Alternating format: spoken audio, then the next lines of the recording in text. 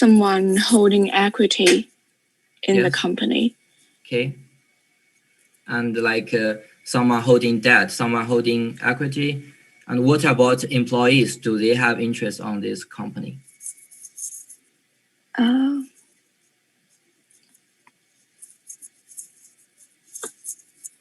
Employees. Yes, of course they have. We can separate the people who has interest in a company by external users or internal users. The external users, it could including shareholders, investors, suppliers, customers, or like the government, or like debt owners, right?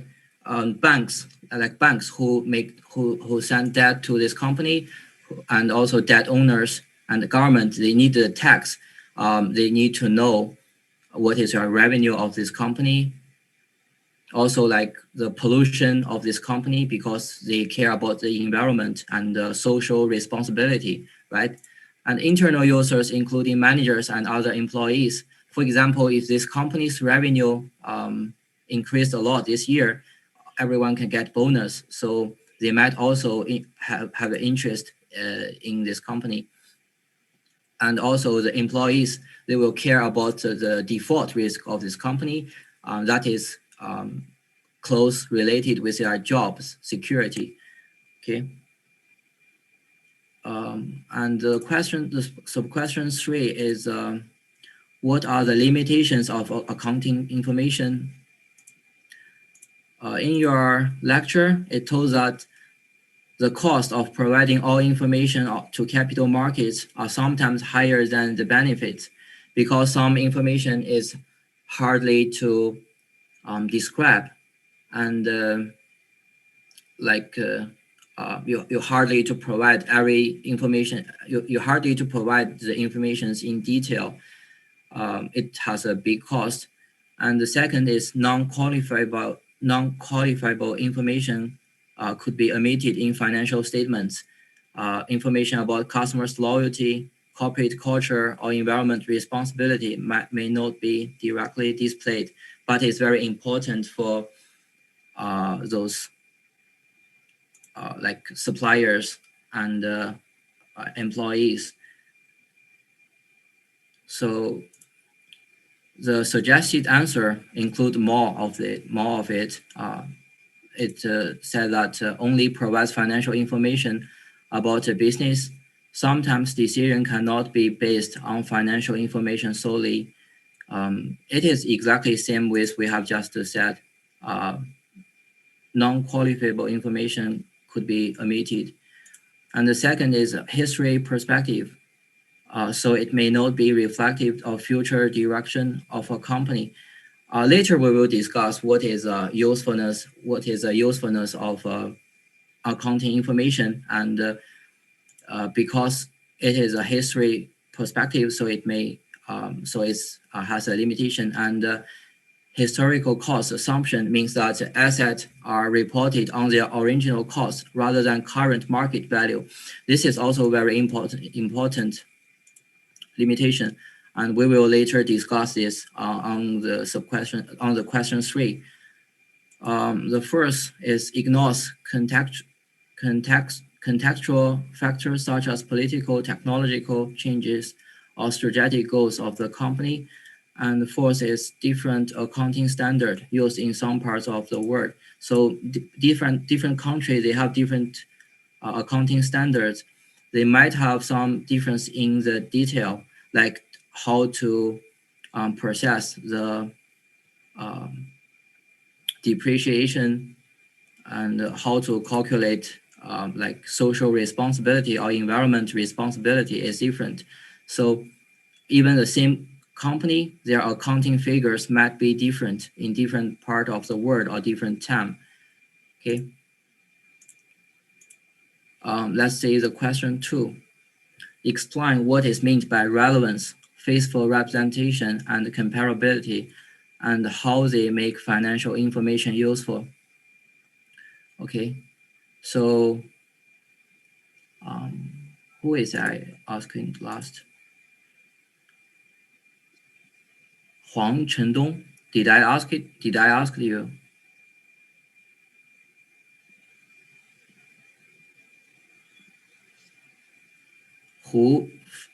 Sorry, Hu Fenxuan. Hu Fenxuan, are you there?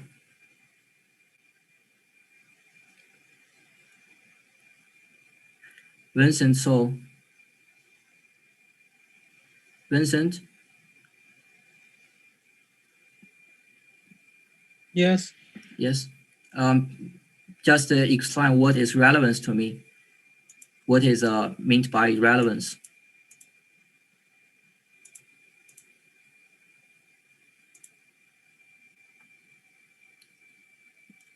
The relevant principle is stating in order for financial information to be useful to external user. To external user. Yeah. It don't need to be relevance to the internal user. But mostly it must be relevant to the external user. Okay. Huang Lifu. Yes, sir. What is meant by relevance, you think?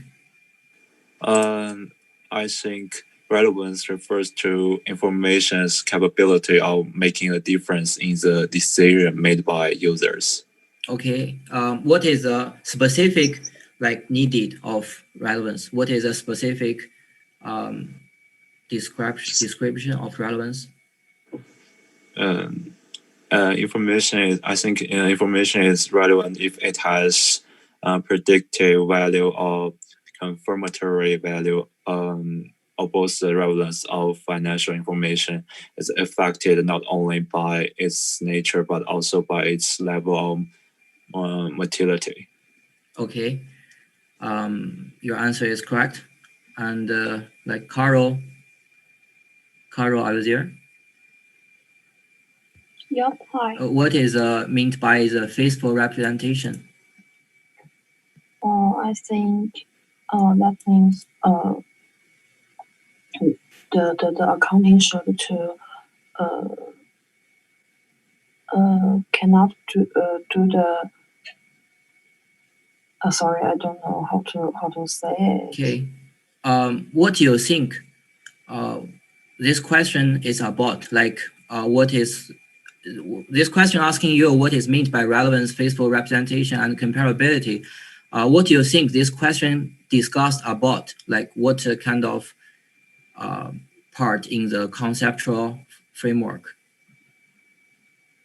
This question is want you to discuss about what? About accounting?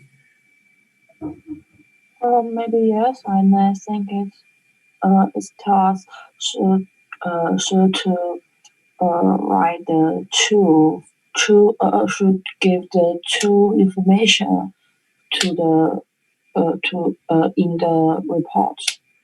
In the financial report. Okay, you are talking about faithful representation. Giving a true information is very important, and but this question really want us to describe is want us to describe what kind of information is useful for users. Okay, as we have just discussed in the question 1, the purpose of accounting is to provide information for the users, no matter it's internal or external, and what kind of information is useful to them. Okay, so in IASB, there has a qualitative characteristic of accounting information and to describe the decision usefulness. Okay, only the information meet these requirements are useful to users. So these characteristics can be categorized in 2 parts. The first is fundamental qualitative characteristics. The first is fundamental qualitative of characteristics. It includes the relevance and faithful representation. relevance can be separated into three small categories: is predictive value, confirmatory value, and material reality. The faithful representation can be separated into completeness, neutrality, and free-form error. Also, there has four characteristics. It describes the enhancing qualitative characteristics is comparability, verifiability, timeliness, and understandability. So all this, it describes what kind of information is useful to users, okay? And a case of relevance in accounting is kind of like, for example, an investor wants to invest a company. Before investing, he evaluates the company's past performance, future strategy, and growth opportunities. Based on the relevant information, he prepares a decision about investing in this company or not. So the people, the individual who have interest in this entity is an investor. So he has specific needed for information. For example, he wants to evaluate past performance, future strategy, like future revenue, and to use that to calculate the future share price and to make their investment decision. For example, if you are a debt owner, you might care about the capital structure of this company because you want to use that to calculate the future default risk or market risk of this company, and to make that your lending could give you a return. Or like if you are managers, you need some other informations that to calculate your future bonus. You care about other informations, and in the PPT, it describes that relevant financial information is capable of making a difference to decisions made by users. The predictive value, it describes that financial information has predictive value if it can be used as an input to predict the future outcomes. It is used by users in making their own predictions. Like as a last example, if you are an investor and you care about the stock price for next year 2021, how to calculate the stock price in 2021, you might need to calculate the future revenue of this company in 2021, 2022, 2023, and like how many tax it might need to pay, and will this company have a development, for example, an increased revenue. So based on the historical data, like last year it made $1 million revenue. So it's likely that in the next year, the revenue of this company, it might have a fluctuation, it might increase or decrease, but it should be around $1 million. It can't be, next year it directly dropped to like $10 or some. So it needs to help those people who have interest in this entity to predict the future factors, no matter what factors. And the second is confirmatory value. Financial information has confirmatory value if it provides feedback about previous evaluations. Like for those people who have predicted the company's value in 2020. So the annual report in 2020 should cover their predictions and help them to compare their their past predictions and real data. The annual report should provide enough information to help them compare their past predictions with what happened this year, what will happen this year, and help them to adjust their predictions and all to confirm their predictions.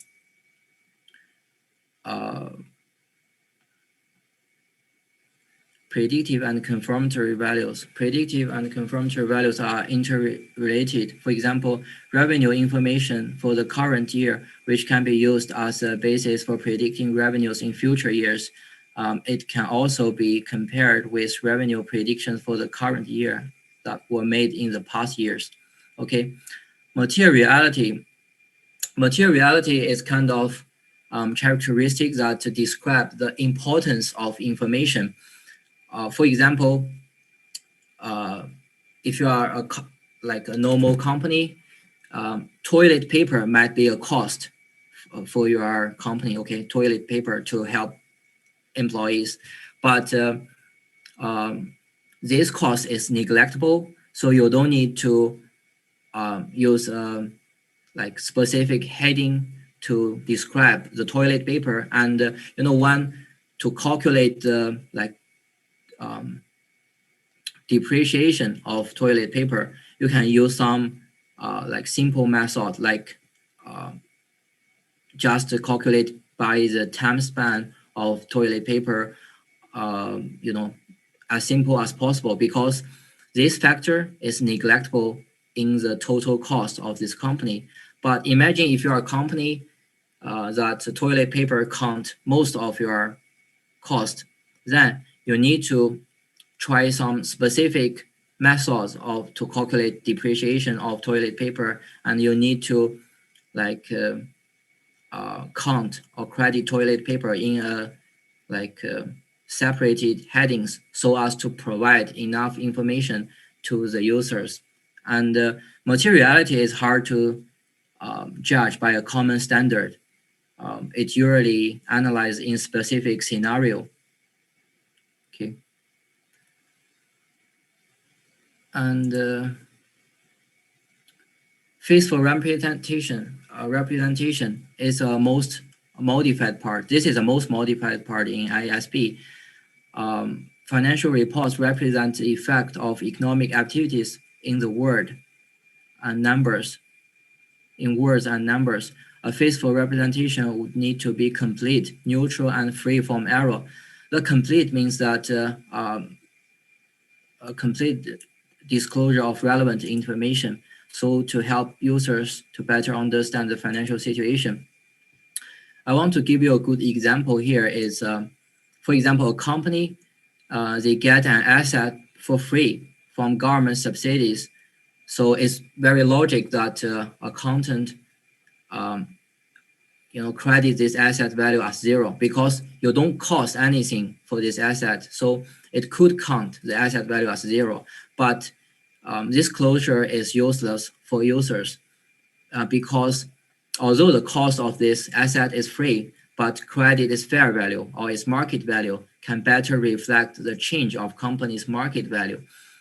Sometimes the accountant must be conventional, like you need to credit the asset at this minimum value. For example, the asset, sometimes it could have many different values. It could have a market value, it could have a trading value, it could have a default value. But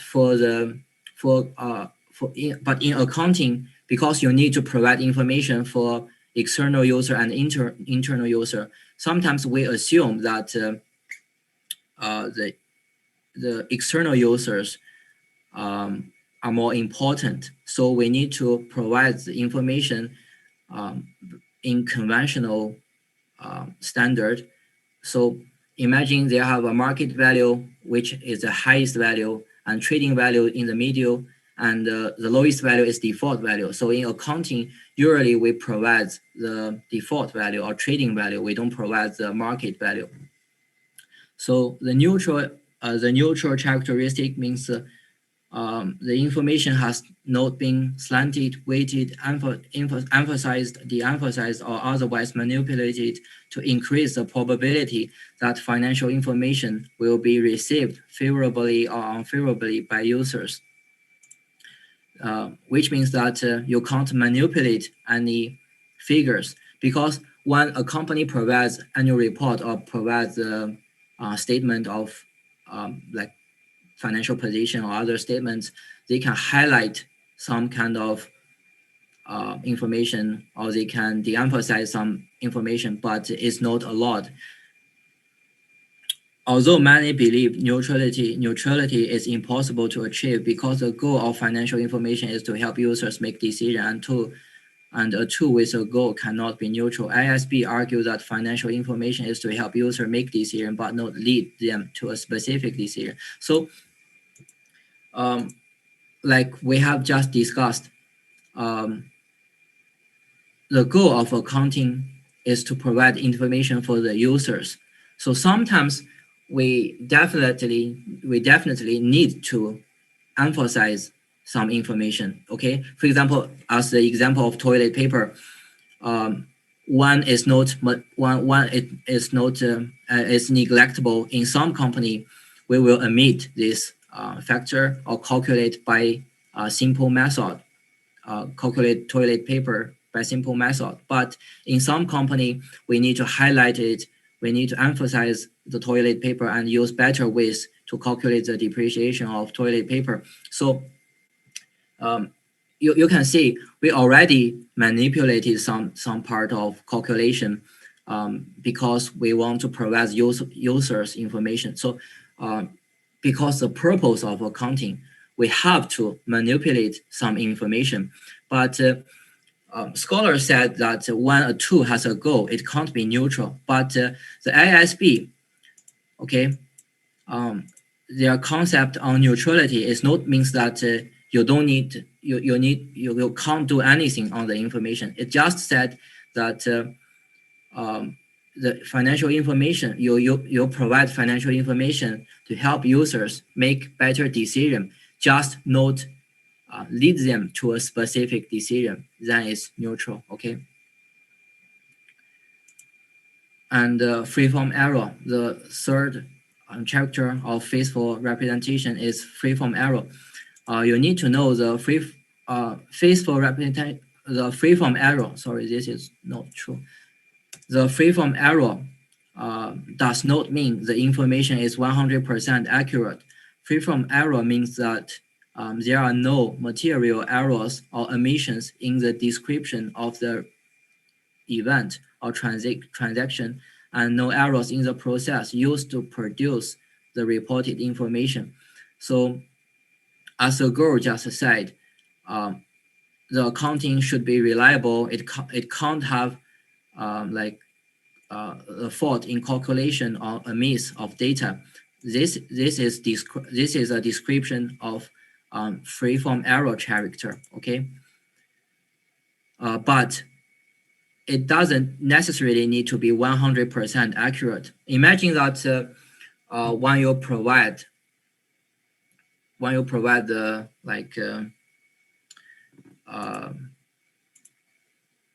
how to say fixed assets, okay, or properties value, it is related to the evaluation or expect of its market value, because you can't like for example, this company, they owned some a factory, and the land price, it has a market value of land price, but before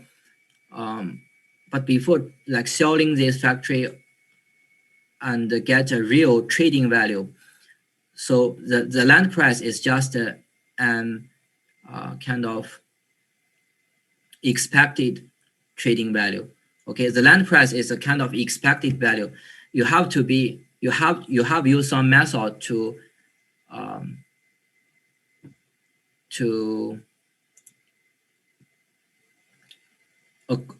approximate the real value.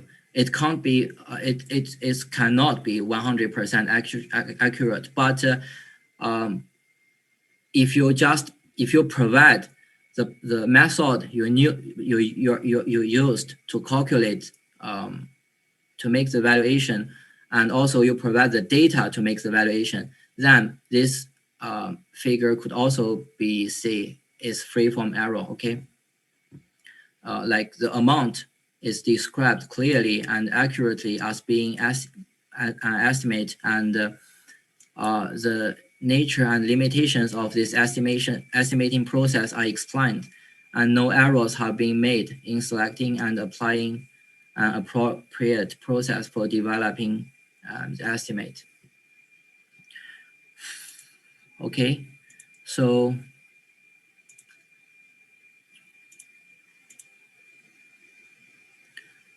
let's move to the question 3.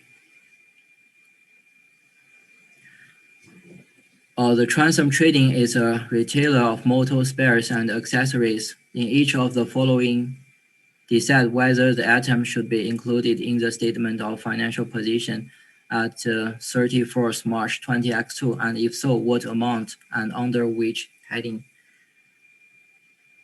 Okay, I'm not sure if it is the first time you are like have a contact with balance sheet of financial position.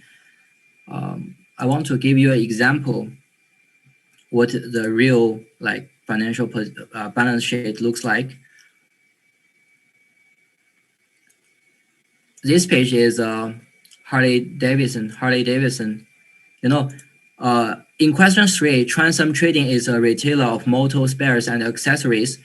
And Harley Davidson is also a motor company, I guess. It's vehicle company, right? So it's very close to the to our question, Transom Trading. Okay, we use this company as an example. So first, this is the annual report I have just downloaded yesterday, and the first step is to find the statement of financial position. Okay, so as you can see, the annual report, it has like hundreds of pages. We first need to find the financial statement.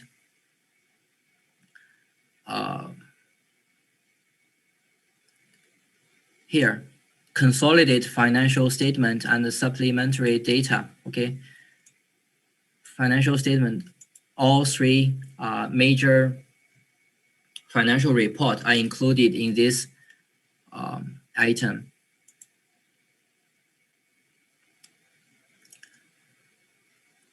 Okay,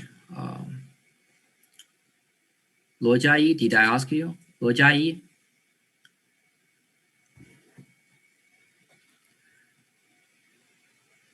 Yu Xing, are you there? I want to ask you, what is the 3 major financial report or 3 most important financial statement, accounting statement?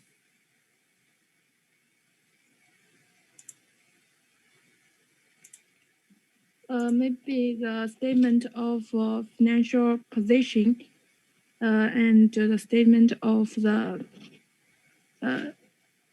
cash flow and the statement of the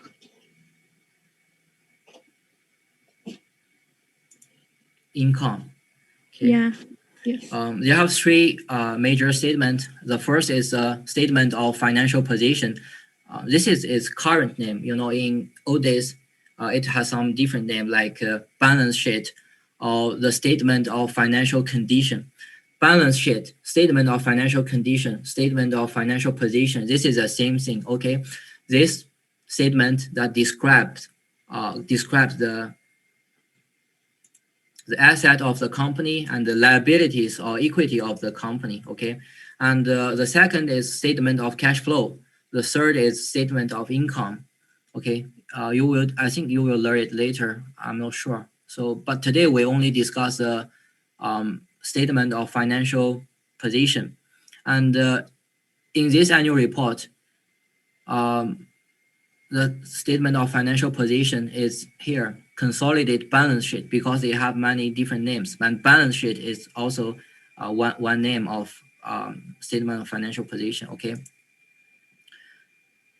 So this is Harley Davidson's balance sheet, and we can see it has a category of assets, it has a category of liability and shareholders' equity. In some company, the liability and shareholders' equity they are separated, but here they are combined together, it's okay. We can see the assets are separated into current assets, finance receivable, property, plant, and equipment. You don't need to know this. This is a bit confusing. And lease assets. Okay, I think this is the categories you need to know to figure out the question 3. Okay, the assets can be separated into current assets, and there are many sub headings, and financial receivable, property, plant, and equipment, lease assets. I think this 4 heading is enough for you to solve the question. Liabilities also separated to some subheadings, like current liabilities, long-term debt, lease liabilities, and okay, you don't. That is all you need to know. Current liability and long-term debt. Okay, because you don't need to know others. This is some real financial statement, so it's a little bit confusing and complex compared with what you need to learn. Okay, so you only need to know that liabilities can be separated: current liability and long-term debt. Okay, that is all categories we need to know to figure out the sub-question 3. And I want to ask, okay, for the sub-question A of question 3, freehold shop bought in August 20x1 for £38,000. So if let you to include this accounting into one of subheadings, and which one you are going to include it, and what amount you are going to credit.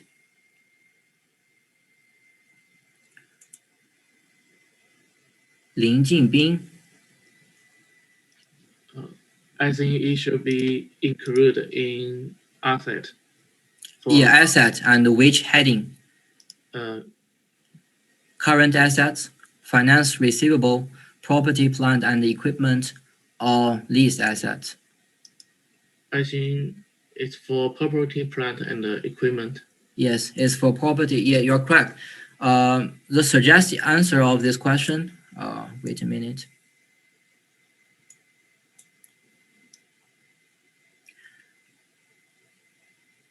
The answer of this question is this is likely to be a business asset and should be included in the statement of financial position. The first, you need to judge if this should be included in the statement of balance sheet, and which heading it should be included, and what is the amount. Okay, so it should be included in the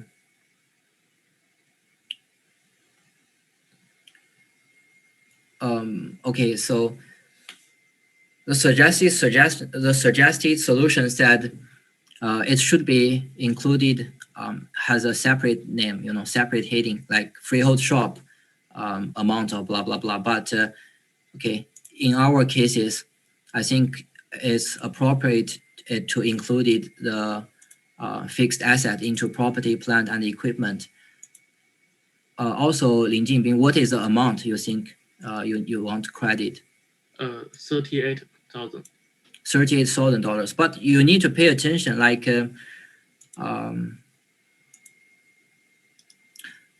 freehold shop bought in August 20x1, but the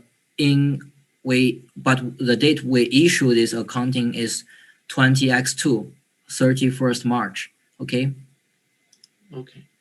So it might not be in the same price. Like today, the market price of this land might change, or the market price of this fixed assets might change. Or if it is some like equipment, you might need to calculate the depreciation.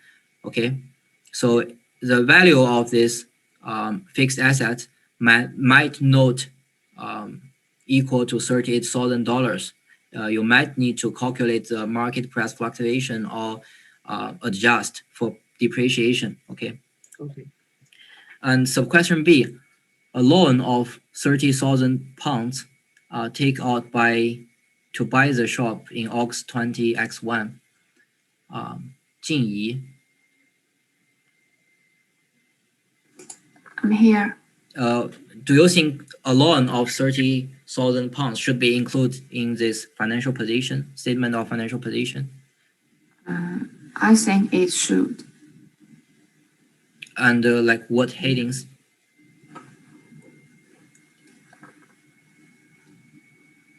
In what heading? Lease assets, I guess. What? Lease assets. Lease assets. I guess. Lease means rent, okay? Lease assets means some assets that rent. It's But- Sorry, can you repeat the question?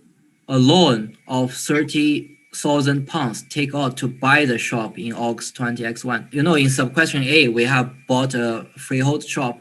We have bought some fixed assets, and these fixed assets are bought by loan. And how to credit this loan in the financial position?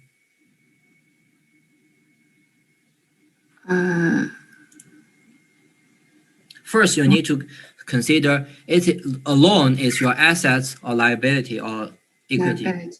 It's your liability, right? So Yeah. you'll find the headings from like below liabilities, okay? And it's current liability or long-term debt. Long-term debt. Yes, because it's a fixed asset. You know, commonly we regard the loan to buy fixed assets is a long-term debt.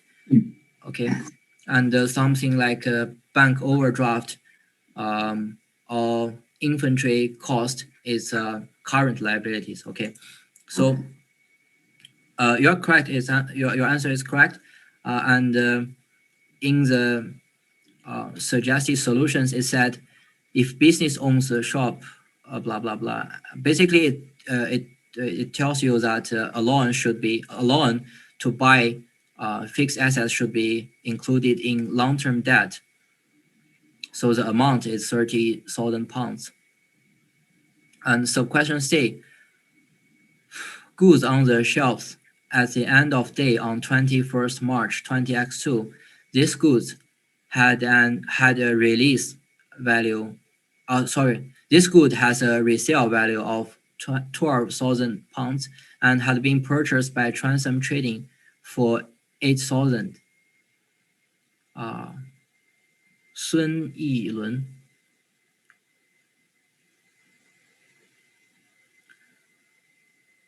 Hello, 孙逸伦, are you there? 徐坚雷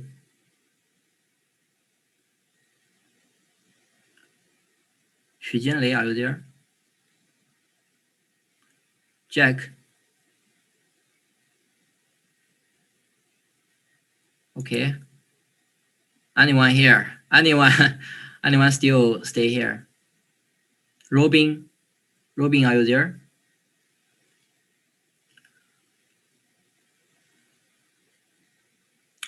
Zhou Yuchen.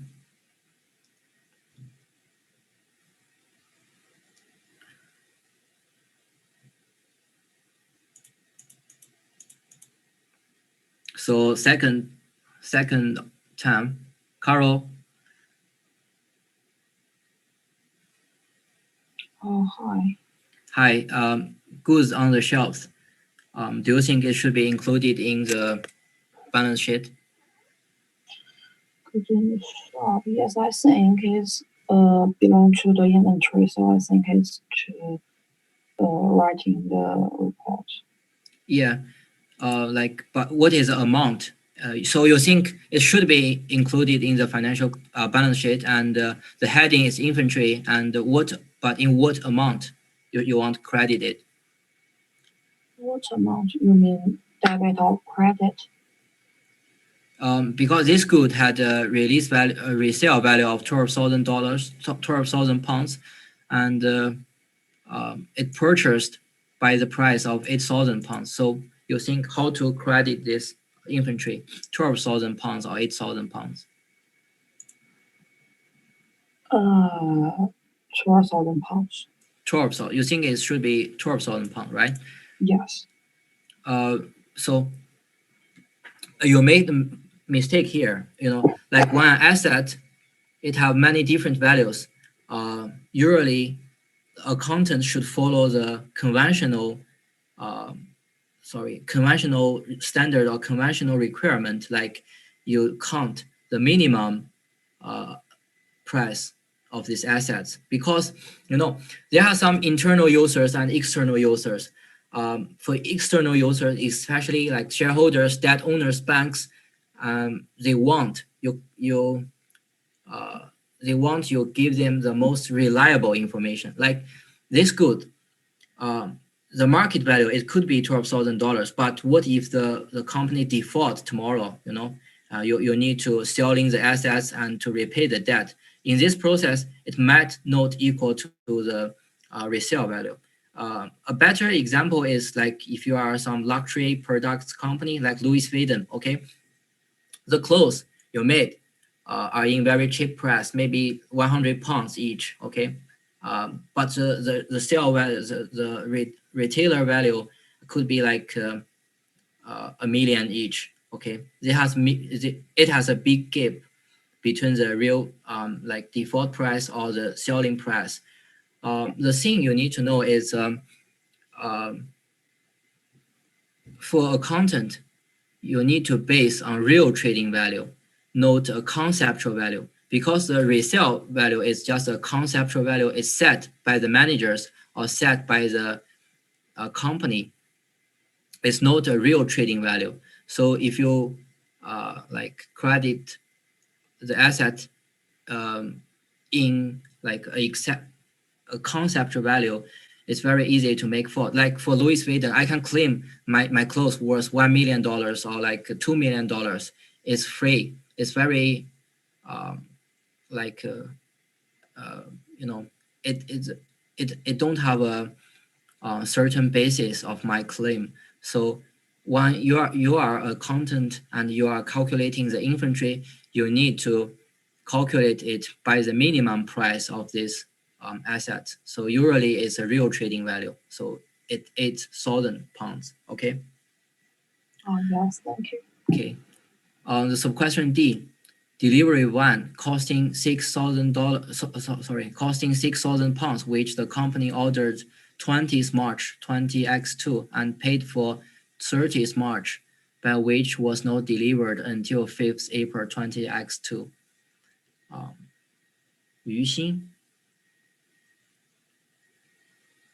Yuxin, what do you think?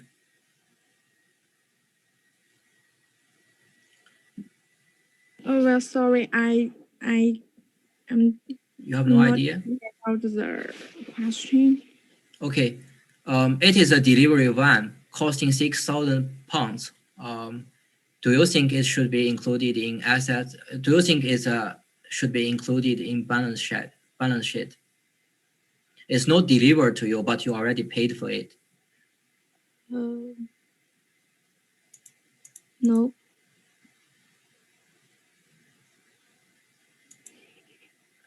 You don't think it should be included as an asset? It's I think in the ownership.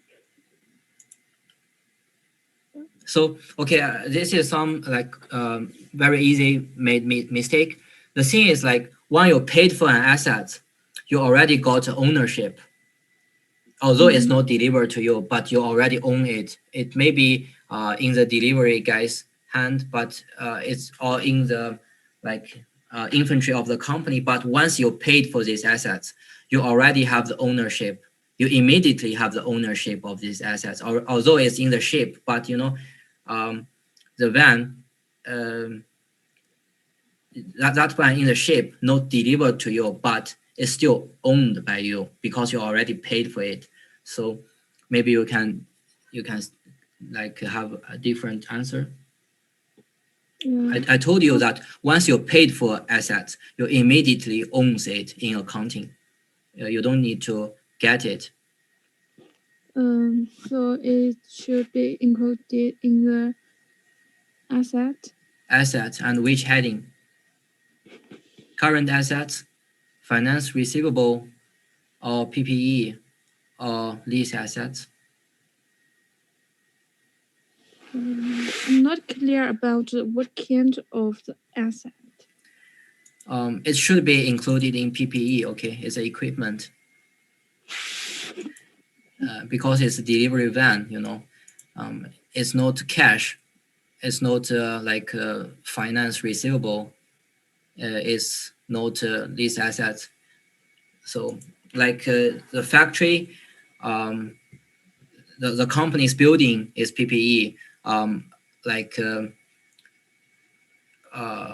van, like the computer, like your uniform, the uniform of your company is all could be included in the PPE. Okay, it's a big heading, but actually it has many subheadings of PPE, like some fixed assets or some like some assets, because different assets, they have a different method of depreciation. When calculate PPE, it could be separated into many subheadings, but because Harley Davidson, in our cases, Harley Davidson is a very big company, so they just integrate all subheadings into PPE, and also, and obviously, the van should be included into PPE, okay? And the amount of this van should be 6,000 pounds because it's not delivered, so we don't need to start depreciate. The sub-question E, shop fittings which were worth 4,000 pounds and had been acquired from a customer in exchange for motor spares with a retail value of 3,500 and a cost price of 2,000 pounds. So this question is very confusing. Basically, it means that some assets worth 4,000 pounds, you acquired it in a trading with customer, and you traded with him 3,500 pounds, and with something that cost 2,000 pounds. 2,000 pounds. So, Lin Jinbing, what do you think? I think it should be for lease asset. Leased assets? Yeah. Leased assets, okay. Leased assets is a little bit confusing, but in this question, it's not leased assets because you already own it. Leased assets means that you use it to rent or something, Okay. The first you tell me should be include or not. I think it should be included. It's a kind of assets, right? Yeah. But this question, the hard part is like you should credit it at which value? Like it should be worth 4,000 or 2,000 or 3,500. I think it should be 35. 35. Yeah. Okay. The thing is, if you the order of the price is if you have a trading price, the real trading price of these assets, then you should credit the assets value as trading price. If you don't have a trading price, then you should credit it as a minimum value, because for accountant, you need to follow the conventional rule. Okay, basically you provide the information that the most reliable or most conventional. So in this case, the shop fittings, you could say its value is 4,000, 3,500, or 2,000. It's all correct, okay? But when you're making accounting, you need to credit it at the lowest price. So it's 2,000 pounds because this is the most conventional. Because this is a very good example. In the question 2, we told that the accounting must be neutral, right? But scholars claim that a tool with a purpose cannot be neutral, and here is a case, okay? Because like you provide information for whom? For like bank, for a shareholder or debt owner, okay? Those people pays you salary because those people need like accounting information for most usage, and to use people, to these people, they care about the default price, like or the minimum price, more than the highest price. Okay. For example, an asset, it has a highest price, it has the lowest price, but for the bank, it only care about the lowest price most because it care about the default risk of this company. If today it goes bankrupt, the bank want to know what is how much money it can get um, by selling this price, selling those assets as a default price. So in this case, it's like you need, therefore we have a conventional rule. Basically means that you need to credit by the minimum price. And in this case, all these three figures are correct value of these assets. Okay, all these three are correct value of these assets. But following the conventional rule, you just give the lowest value because they have no real trading value of these assets. Okay, if they are like, for example, there has a debt owner, it claims that they want to buy these assets, buy shop fittings at any price, at any time, by the 3,500.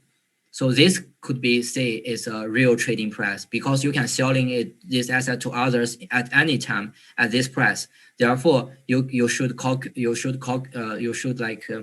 this asset as 3,500. But if no real trading value, then you should give the minimum value. Okay, because we don't have much time, so I need to speed up. Other sub questions are the same. I want to discuss with you the sub question G. One telephone answering machine which was rented at an annual rental of 40 pounds, which heading it should be included. So I don't asking you because we don't have time. Some people might say it should be included in lease assets. Okay. The name looks very similar, lease assets, but actually it's not. Telephone answering machine, it shouldn't be included in the balance sheet because it is not your asset. Okay, you only cost 40 pounds for this for usage of this asset, but you don't own it. When you don't own it, it is not your asset. You shouldn't include it into balance sheet. But what this lease assets means? This lease assets means, for example, Harley Davidson, they have a phone and they rent the phone to other company and use that phone to make a revenue for them. So this phone is included in this heading, lease assets. Okay, lease asset means that asset you own but you rent it to others. Okay, when you rent something from others, you shouldn't include it into a balance sheet because it's neither your liability or your assets. Okay. So we have finished. Hope you enjoy it, and you can leave the meeting. So that is all for today. Other sub questions is very similar, and later we will give you the suggested solutions. You could have a look and adjust your answers. Okay. So yeah, please. No, you don't get my PowerPoint. This is a very I made by myself, very simple. But later you can get the solution of this tutorial. We will give to you, okay, in your Moodle. Okay. So that is all for today. Thank you for joining. Bye, guys.